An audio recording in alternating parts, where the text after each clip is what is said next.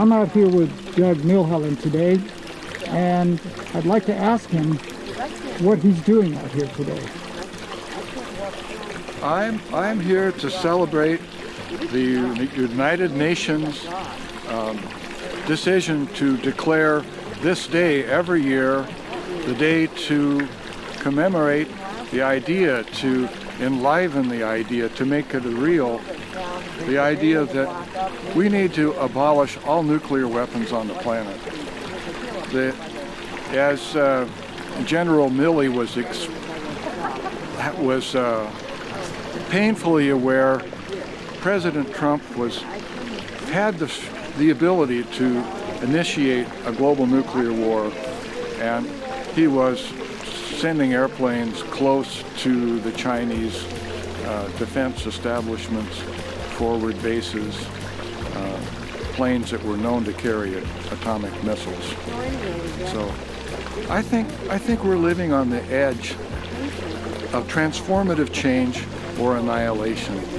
And as somebody who hopes to leave my children and grandchildren a living world, I have chosen or been chosen by the nature of the living force on this planet that inhabits all things to pay attention to this particular dilemma, the nuclear dilemma, the dilemma of wanting to be the world's greatest superpower, to have our corporations be the ones in control. So today is a good day to be here.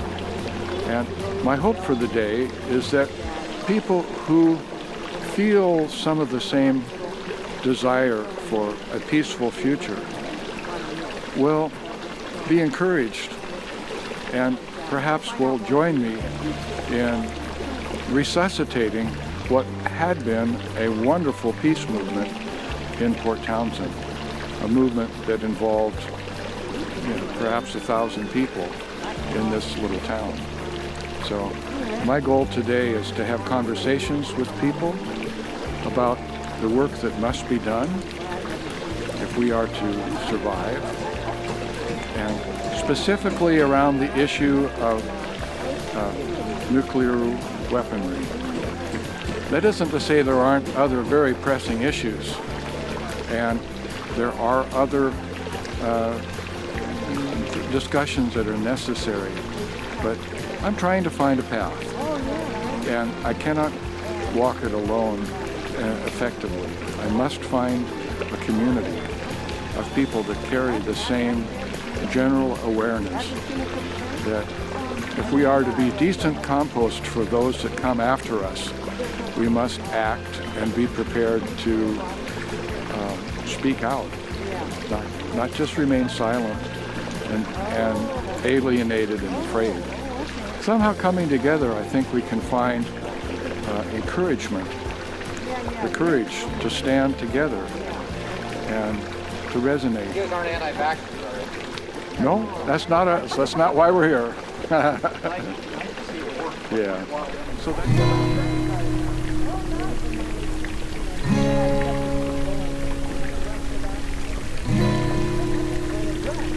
I'm Carolyn Kerman Wildflower, and I have been making noises and carrying signs about abolishing nuclear weapons for the last 60 years or more. I was born after the bomb dropped on Hiroshima, the bombs on Hiroshima and Nagasaki, and I learned from my family early about what the devastation those bombs had created. And we spent a lot of time. I walked on the San Francisco to Moscow march, which was because people kept saying, well, go tell the Russians about this. That was in 1961, that walk. And I was 14 years old. And now we are we're at a place where if nuclear weapons get used, well, we have been all along at a place where if nuclear weapons get used, that's pretty much going to be the end of humanity. And we happen to live near the Trident submarine base on the Hood Canal, where the largest cache of nuclear weapons is right now in the world, and have a chance to spend time demonstrating there, which I've been doing.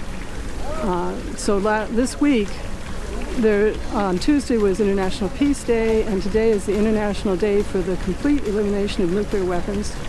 And so a bunch of us have been taking banners over freeways in Seattle and Tacoma and Kitsap County, and we here today and yesterday have been holding these signs, abolish nuclear weapons, since we didn't have a freeway to hold a banner over in Port Townsend. We need to just keep working on dismantling these nuclear weapons and burying them, getting rid of them entirely. Just so important. And I know a lot of people agree with me, but we all need to step up and raise our voices. Yeah, we've come to the end of the hour, and I want to acknowledge my gratitude that you came. And I'm calling on the Spirit of Life to be present with us. And if we are to be a gift to those that come after, we must act in the present with courage, compassion, and love. And my goal is to be part of a transformational change that moves our culture from that enormously powerful, what's in it for me, to the profoundly transformational, oh my God, I'm part of everything anyway, how can I help? How can I help? So I want to again thank you for being here, and I hold up my hands to you, and I ask that what we carry be a seed, and that it grow, and that it be a light, so that we can see in this dark time how to proceed carefully. Because out of a great need, we're climbing together. Letting go is too dangerous. And if we're going to make it, we have to find each other. And so I ask for an hour of your time, and you've generously given it. And I call to you to come forth and choose life so that all of us may live. In the name of the mystery, Aum. Thanks again. Aum.